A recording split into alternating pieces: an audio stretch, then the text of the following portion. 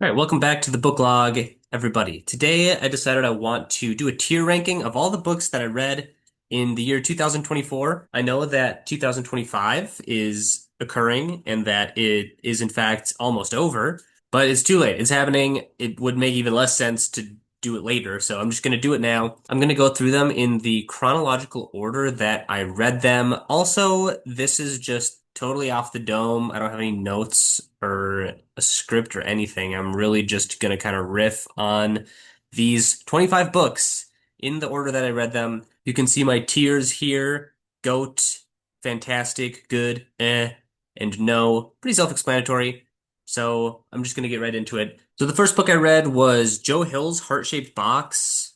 Basically soaked in his dad's DNA. I think Stephen King fans will immediately recognize the voice, just like the phrasing, the way that they use cultural references, all very similar, except like Joe Hill's references are just updated by 2 decades. I think the premise of this book is good. It's like an aging rock star buys a haunted suit online, and then it turns out that the ghost that haunts the suit is out for revenge against him. Judas Coin is the guy's name. I think he's a pretty interesting protagonist. Like, he's kind of flawed, he's kind of cold, kind of just like an asshole in general, and the beginning of this book is genuinely creepy. Like, there's some actually really terrifying scenes in here. There's a really great creepy atmosphere in the beginning. It's just kind of like filled with dread, and there are some like honestly really terrifying scenes in here. But unfortunately, once the story gets going, like once it kind of gets out of the first act, I think it loses a lot of steam. The plot is just so chaotic and directionless and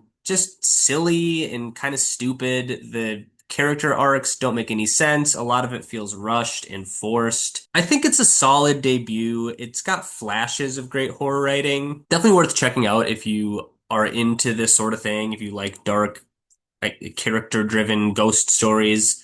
But overall, I think I would put this in the tier. Next up, we have The Whisper Man by Alex North. Didn't really know what to expect with this one. I actually received it as a Christmas present. I had never heard of him before, and I'd never heard of this book before. It's very much marketed as like a crime thriller, but it honestly veers very heavily into full-blown horror a lot of the times, and it is also genuinely creepy, which makes sense in retrospect. I think there's like a Stephen King blurb on the back or something like that. The setup involves this missing boy whose case eerily echoes an old serial killer case from a killer called the Whisper Man. And from there, the book blends these kind of unsettling supernatural elements with some more grounded kind of crime thriller procedural elements. I think it works really well. Like I said, there are some seriously terrifying moments in here. Like, probably some of the creepiest stuff I've read all year is found in this book. And not even creepy in the sense that, like, obviously serial killers are creepy, but like some actually genuinely eerie, uncanny, unsettling, creepy horror kind of writing. I think this book also has a pretty good emotional core. It's very much about like father-son relationships, and that is mirrored all over the place in this book. Like, the main character is a father, and his son is the one who gets kidnapped. So you have that father-son dynamic. The killer situation is sort of a father-son dynamic. There's a whole other thing that's kind of spoilery that I won't even get into, but there's a lot of like familial relationships being explored in this book, and I think that kind of works well with the darkness of the genre. I think ultimately it's a story that's about like grief and generational trauma and like what it means to try and be a good parent when you are haunted by your own past. And I just think it's works really well. It's very thoughtful when it needs to be. It's very terrifying when it needs to be. It's very well plotted. This one surprised me, not in the sense that I didn't think it was going to be good, but just that I never heard of it before and I ended up really liking it. I'm going to put this one solidly in the good tier. All right, next up is The Silent Patient by Alex Michaelides. This is kind of your classic twisty psychological thriller that pretty much just lives and dies by having a big twist ending, like having a big reveal. I'm not going to get into the actual spoilers of it, and maybe it's even a spoiler to say that it has a twist at all, but I think it's pretty well known at this point. It's a pretty famous book. I think the twist is clever. It's relatively satisfying in the moment, but I also think that it doesn't hold up to a lot of scrutiny like when you're thinking about it in retrospect. It follows this woman named Alicia who murders her husband and then just stops speaking indefinitely. And then the narrator of the story is a dude named Theo who's a therapist that's trying to get her to talk and like reveal what happened. I think that the writing is pretty propulsive. Like it's a page turner. It keeps you wanting to know what's going to happen. There's a solid sense of mystery throughout. It's engaging. I think I read this book pretty quickly, but then the twist, I don't know. I have a lot of mixed feelings about it. It really gave me the sense that the whole book was kind of reverse engineered specifically to make the twist work. It felt a little contrived. A lot of the character motivations don't really hold up in retrospect. A lot of the decisions characters make struck me as really strange, especially near the end. I don't know. I think I struggled with the ending of this book quite a bit. But it is a fun read. Like I have to give it that. It was very entertaining, but it's like the more you think about it, the kind of flimsier it gets, I guess. So I would also put this in the tier as well. I promise I do like a lot of these books, by the way. Next up is Skeleton Crew by Stephen King, which is a short story collection. Like most short story collections, presumably Skeleton Crew is a bit of a mixed bag, but I would say that the majority of its contents are pretty good. I mean, The Mist alone earns a ton of goodwill here. It is just so creepy. It's got such a good blend of like cosmic horror and just claustrophobia. There are tons of standout stories in this collection. I love Mrs. Todd's Shortcut, which is just so weird and like beautiful. You have The Jaunt, which is famously this mind-bending sci-fi horror. There's Survivor Type and The Raft, which are just straight up nasty in like a really good Stephen King sort of way. But there are for sure duds in here. Cain Rose Up, Milkman number two. I didn't really like The Monkey. Didn't really like The Wedding Gig. But like pound for pound, I think it's overall very good. Even the weaker stories, I wouldn't say are boring outside of a couple exceptions. It's kind of hard to cohesively rate this sort of thing because again, it's touching on so much. You have so many disparate stories written over the course of like 20 years. How am I supposed to evaluate this is one thing. There's not really like a connecting theme to any of these stories except I don't know, I guess they're like about death and scary things. Overall, though, it is a strong showcase of the things Stephen King does really well. I personally think that writing short stories is one of his best forms. Like when he really nails it, he really, really nails it. I would put this very firmly in the good tier. Next is another Stephen King book, Christine. I was actually pretty skeptical of Christine going in. I thought the concept of haunted car just sounded dumb. I didn't think that he would be able to pull it off, which is just kind of naive of me in retrospect because Christine is really good. It totally won me over in the end. It is about a scary car,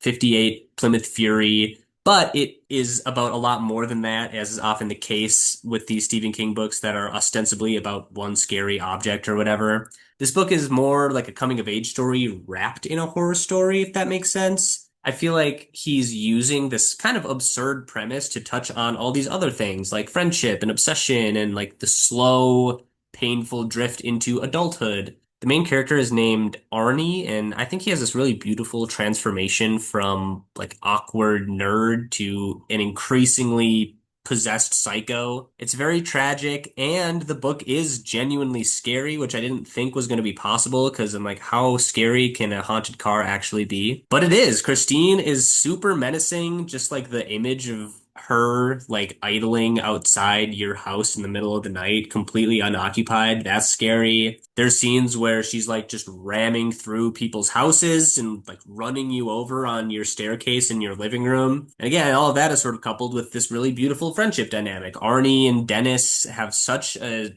well rendered bond. Yeah, I don't know. I feel like I'm maybe rambling a little bit on this one, but I think it's really good. It's is deeper than Killer Car, I think, which is a lot of the conception people have of it. It is scary and tragic and sad, and I think that it is rightfully considered like a classic Stephen King book. I'm actually going to put this in the fantastic tier. I really did quite like Christine. All right, next up is The Fountains of Paradise by Arthur C. Clarke. This is just kind of like pure OG hardline sci-fi. Not really any characters or plot to speak of. That's not really what it's about. That's not really what it's trying to do. It's very much more about the ideas and like the literal engineering and science. Arthur C. Clarke is taking this idea of a space elevator and just really digging into the technical and logistical challenges of making one into a reality. The protagonist is named Vannevar Morgan, and he is more of a vehicle for science to happen than like an actually deep character. The story does do an interesting bit of meandering. He is talking about like ancient kings and old political debates, and he's kind of using those things to compare the technological marvels of the past with this new space elevator. But at its core, this thing is very much just speculative, technological sci-fi. There are some weird like plot threads that kind of come in and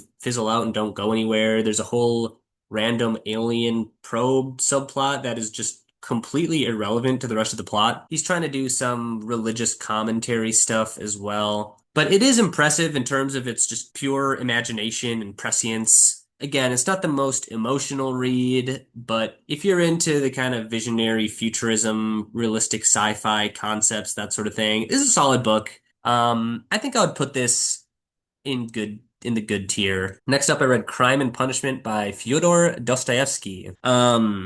Yeah, I mean, one of the most classic books ever written. It's kind of like the original psychological thriller where it's not really about a murder, but it's kind of about the mind of a murderer. This book doesn't really have a plot. Like the main thing, which is Raskolnikov killing an old pawnbroker woman, happens right away in the beginning of the book. And then the whole rest of the story is him just kind of spiraling in the aftermath. Huge portions of this book are dedicated to Raskolnikov trying to justify this killing to himself and to others with all kinds of like high-minded philosophical arguments. But deep down, as the reader, you kind of get the sense that everything he's saying is bullshit and that he's just drowning in guilt and existential dread. The book is filled with all sorts of super tense, bizarre scenes. There's a lot of really haunting dream sequences that I absolutely loved. The whole thing is kind of a commentary on morality and guilt and redemption. It's not really about what happens, which is why the book does feel plotless in a way, because it's more about why what happens,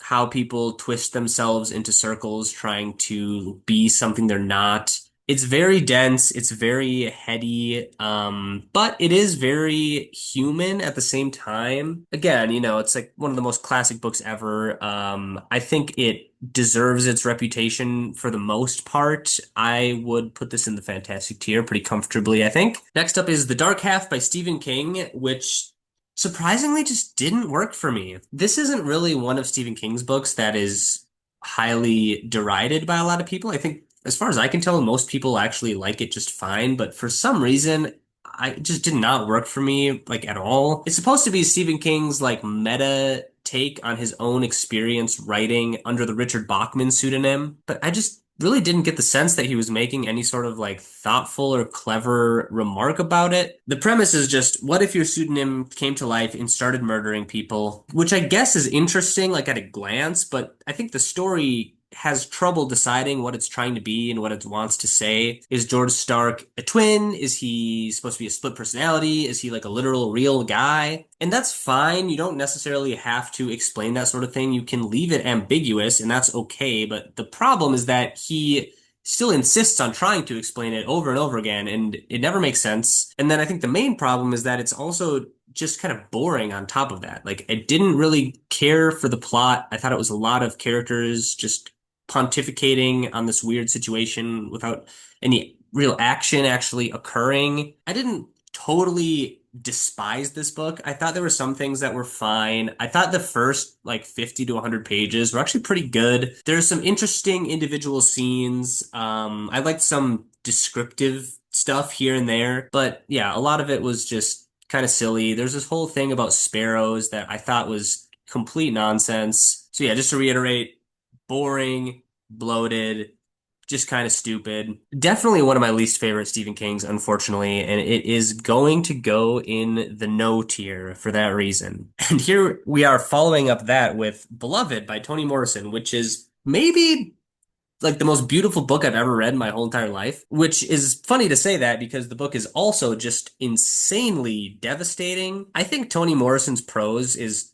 genuinely astonishing. Like it's unreal the way that she writes. It's so lyrical and haunting, and it's just so rich. Like every day reading this book, I would like want to highlight the whole entire page just from how good the writing is on a literal structural level. It's just kind of amazing. The story centers on a woman named Setha who is a former slave and who is haunted literally and figuratively by the trauma of her past. The book is kind of a non-linear spiral sort of situation where time is really bendy. Things don't happen in chronological order. You'll have scenes play out in full through the memory of another character, like recollecting that event. It's just so profound the way that she is able to write about these very fundamental, very heavy things. Setha is trying to reclaim her humanity in a world that is literally designed to deny it. I don't even know, like, I can't even talk about this book. I don't know what to say. Just so complex and layered and just completely emotionally staggering. I genuinely think this is one of the greatest books I've ever read. So, goat tier for that one. And then we're following that up with The Martian by Andy Weir. Just classic sort of new age sci-fi. Yeah, what if an astronaut got stranded on Mars? It's a very simple, very rock solid premise, and I think The Martian delivers on it just as good as you could really want it to. I haven't read a whole ton of sci-fi, but funnily enough, I actually would kind of compare this to Arthur C. Clarke in the sense that it's not like philosophical sci-fi. It's very grounded in science. It's full of technology. It's very nuts and bolts survival story. There's a lot of very clever problem solving going on. Mark Watney, who's the main character, is pretty much just MacGyver. He's kind of, hacking his way through one calamity after another, stuck up there on Mars, just rigging stuff together to survive for as long as he can. I did think that sometimes the like constant string of problems was a little bit excessive. Also, Mark Watney as a protagonist did get on my nerves a little bit. He's kind of annoying. But at the same time, I think he is painted with a lot of heart and a lot of grit, and you still root for him, like to survive. I did appreciate also how kind of optimistic this book is. It just shows how humanity would rally around a crisis like this, just everybody pooling resources together, coming together just to save this one guy who's stuck on Mars. I don't know if that's realistic or not, but it's nice to read about sometimes. It's a smart book. It's clever. It's, a fun ride. I would just put this one very solidly in the good tier as well. Maybe we'll put it right around here. Next up, we're going back to the Stephen King well with Needful Things. I feel like if there's one book that truly embodies the Stephen King brand, it might be Needful Things, which I appreciate. It's got, for one, small town Maine, check. Massive ensemble cast, check. All sorts of gruesome violence and dark satire, and it also has kind of a weird ending. Check, check, check. Like many good Stephen King books, very simple premise. A creepy new shop opens up in Castle Rock, which offers people exactly what they most desire for a suspiciously low price, and also you have to play a little prank on some of your neighbors. But then it turns out that these little pranks are actually perfectly calculated to deliberately unravel these long simmering resentments and tensions that have existed in the town forever, and then it slowly dissolves into this cacophony and chaos. This book is just so tightly paced, which is pretty impressive because it's also really freaking long. I think King does a great job of balancing, sincere character moments with also just absurd, campy bullshit. It does drag a little bit near the end. In the final showdown situation, again, it's just kind of weird and it doesn't really work, but it's like, how much can I really strike this book for that, considering it literally is like less than 0.5% of the content and the rest of it's really great? Just King firing on all cylinders in this thing. Not his best, but definitely his most Stephen King. I would put this again strongly in the good tier. Next up is My Year of Rest and Relaxation by Ottessa Moshfegh. Another book that doesn't really have a plot, but also somehow completely mesmerized me. Don't really know how it did that. It's following around this wealthy, unnamed depressed woman in the early 2000s New York who decides to drug herself into a year-long hibernation in the hopes that it's going to reset her soul somehow. It's a very bleak book, but it's also completely absurd. It's very funny. I think Moshfegh's narrator has such a good voice. It's so biting and deadpan and emotionally detached. She's kind of just like drifting through this fog of grief and also being insanely wealthy and privileged and also just being super bored all the time. And then the supporting cast is filled with these totally grotesque caricatures of random New York people. Her pharmacist, Dr. Tuttle, is genuinely one of the funniest characters I've ever read. But on the other hand, you have Riva, which is the narrator's super insecure, desperate, heartbreaking best friend. There's just some really good, like, emotional counterweight happening in this book. It has a pretty interesting ending that's pretty ambiguous. I have a little bit of mixed feelings about it. It's a little bit inscrutable to me, but I didn't hate it. Yeah, I don't know. I feel like this book really shouldn't work as well as it does, but I totally loved it. And I'm going to put it in the fantastic tier. Next up is Catch-22 by Joseph Heller. The thing that's great about Catch-22 is that somehow it's simultaneously the funniest book I've ever read, by far, and also maybe one of the darkest books I've ever read at the same time. Totally surreal. It's told completely non-linearly. It is not in chronological order whatsoever. Totally absurd, totally chaotic. It's set in World War II, so a lot of the book is kind of a direct commentary on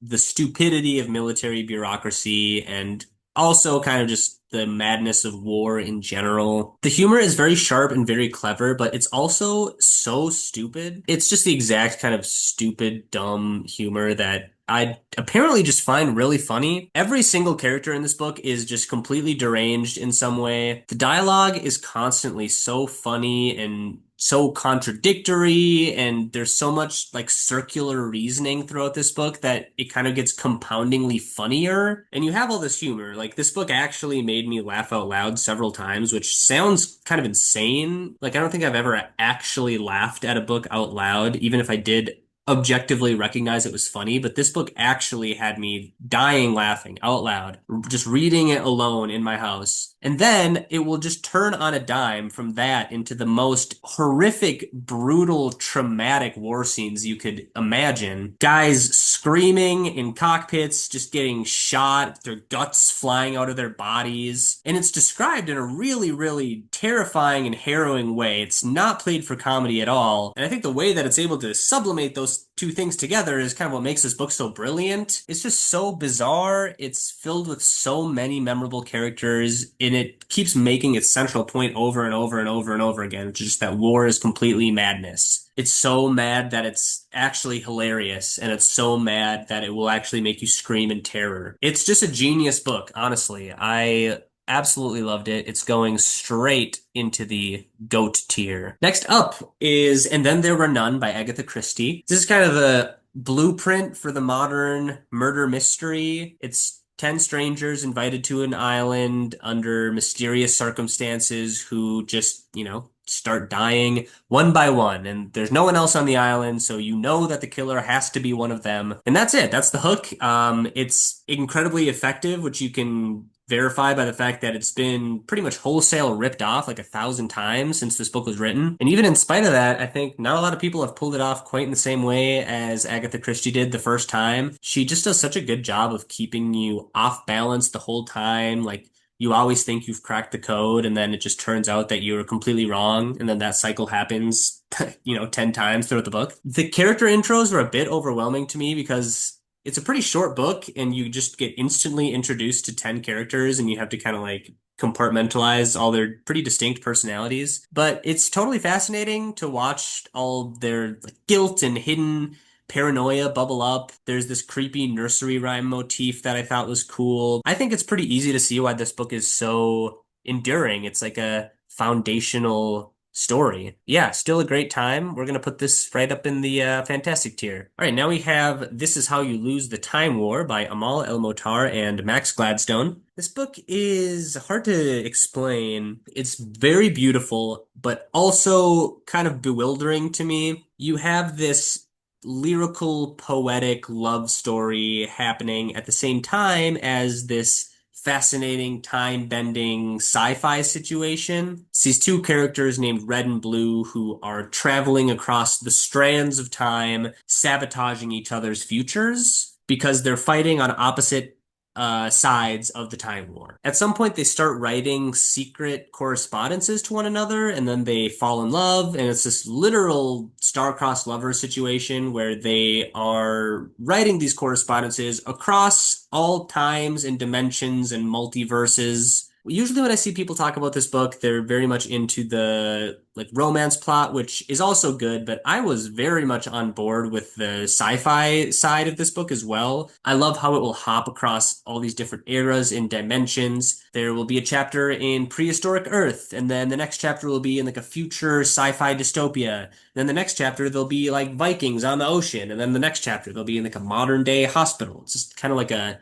kaleidoscopic whirlwind of a setting, and it works really well. I thought the sci-fi mechanics were super unique and cool. I like how it doesn't feel compelled to try to explain the exact minutia of how the time works. It's just you kind of vibe it out. And then, this stuff is all getting colored by these kind of really beautiful, poetic, lyrical love letter exchanges. The prose is pretty dense in this book. It gets pretty abstract sometimes, but I thought it fits. It kind of fits the dreamlike atmosphere going on. Sometimes it's a little bit hard to follow what's happening on a plot level, but it kind of clicks emotionally in those gaps, if that makes sense. And again, like the details of this thing doesn't matter. It's kind of the relationship between these two characters. I don't know if any of that made sense. I just enjoyed this book. I thought it was pretty fascinating. I'm gonna put it in the fantastic tier. All right, next up, we're back. We're back to another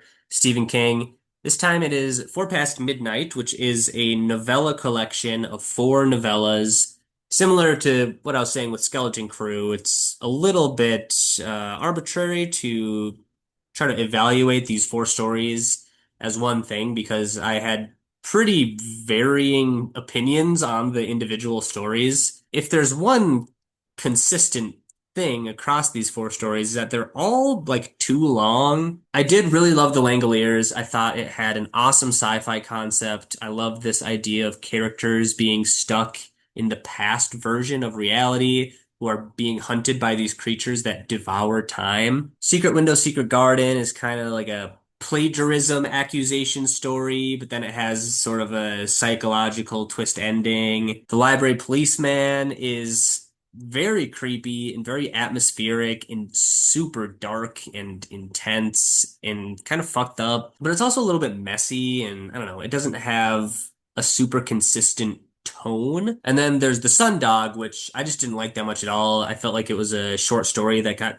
stretched out to like 100 pages and was super boring. So yeah, I overall kind of had mixed feelings about this collection. There are absolutely cool moments in here. There are things that worked really well. A lot of interesting ideas. Stephen King he always does a good job of writing characters. Even if they're in a boring story, I just believe the characters. They feel really genuine and human. But there's just a lot of bloat in this book. A lot of bloat. It's just kind of a mixed bag. Could have used some heavier editing.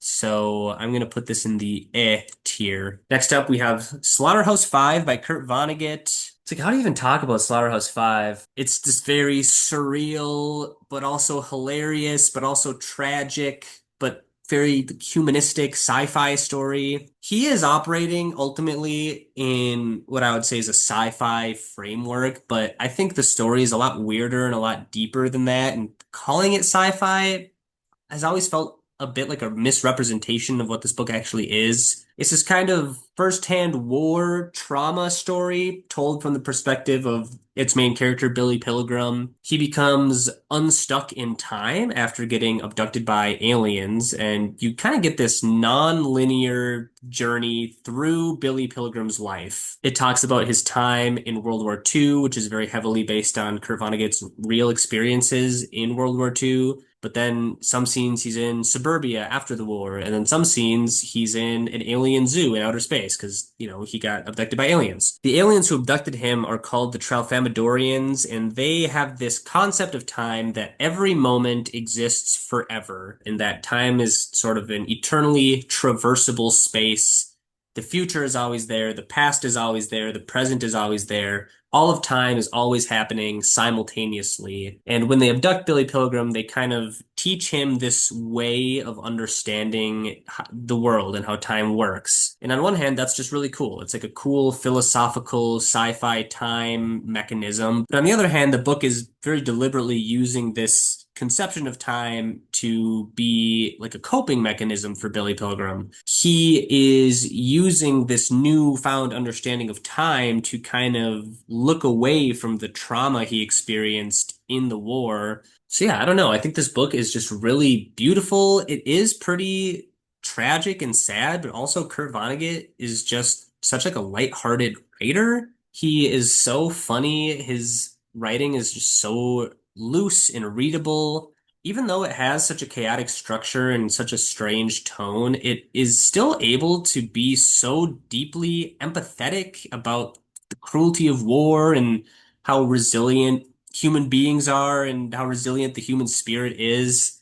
Yeah, I don't know. So it goes into the GOAT tier, am I right? Next up, Dracula by Bram Stoker. This one's iconic for a reason. Dracula basically invented the horror genre, in my opinion. At the very least, you can't argue that it invented the vampire genre. It does show its age in places, but it holds up kind of shockingly well, especially the opening act with Jonathan Harker in Dracula's castle. Genuinely eerie and suspenseful. It has an epistolary format, which I appreciated. It kind of gives the whole thing an immersive touch. There are some sections towards the back end of this book that do drag a little bit. The book is kind of them just like tracking down documents, but it's not enough for me to really criticize it in any deep sort of way. There's just so many iconic moments, so many iconic famous characters, Renfield, Van Helsing, Jonathan Harker, Mina, Lucy, Jonathan Seward. The whole gang is just really great. It's kind of the classic like ensemble cast of characters that band together to defeat some big supernatural evil that Stephen King essentially has ripped off like 45 times, which, I say that with all the love in the world. So yeah, I really loved it. I think it's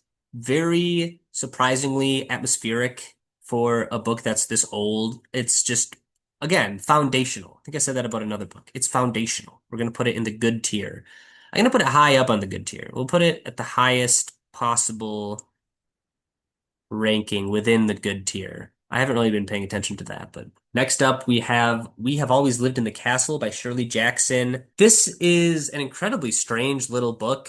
People always say that Shirley Jackson is horror, which makes sense because she wrote Haunting of Hill House. But this book is like not really horror in the traditional sense. Like there's nothing supernatural going on, but the way that Shirley Jackson builds this eerie uncanny atmosphere is really impressive. And I guess you could say that it's horror, but it's just weird. Like, it's scary because it's weird. It follows around the Blackwood family who are very reclusive and they kind of live in the middle of nowhere in this big house. There's this whole through line in the plot about this family poisoning scandal where most of the family died in a poisoning incident. And throughout the book, you don't really know who did it, but you know that it was either Mary Cat or her sister Constance. The whole story is told through Mary Cat's perspective. She's the youngest daughter, and she's so odd. I don't really know how to explain what's wrong with this book. It's like everything just feels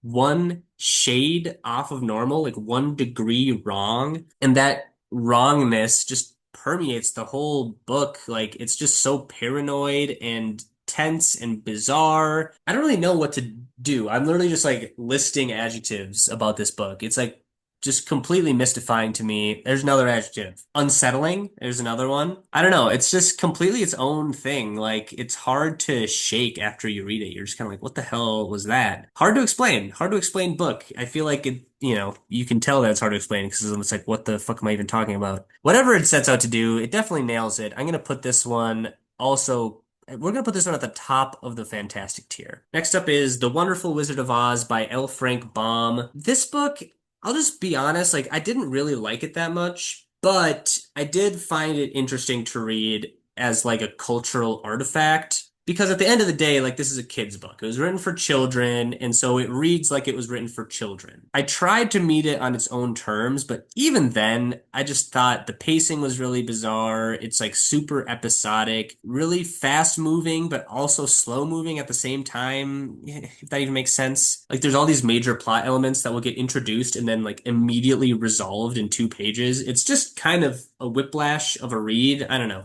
That being said, there's tons of interesting things happening in the book. It's kind of insanely dark for a kid's book. There's so much violence and death and like decapitations and creepy lore and weird psychedelic imagery. I love the Wizard of Oz himself showing up as like a giant fireball or a five-headed rhinoceros monster. The Emerald City is like a total farce. The Tin Woodman accidentally chops all his limbs off. I don't know. The whole thing is very surreal and grim, more so than I was expecting. I wouldn't call it a page turner, but it was pretty fascinating, again, to read sort of as like artifact. It's kind of like, oh, this is where all this stuff came from, you know? Glad to have read it once. Probably won't revisit it though. I will put it in the tier. All right, next up we have the final Stephen King book of the video, which is Dolores Claiborne, another Stephen King book that's not really horror. And not to get on my soapbox, which I do all the time, but Stephen King really doesn't write that much horror. Like he does, and a lot of his most famous books are horror, but I would say that probably 60 to 70% of his books are not horror. Dolores Claiborne is one of those ones. The thing that Stephen King does do really consistently well across his whole body of work is, to me, writing very fully realized, very genuine, and very believable characters. And I think that Dolores Claiborne is kind of a prime example of this because the whole book is just Dolores Claiborne herself.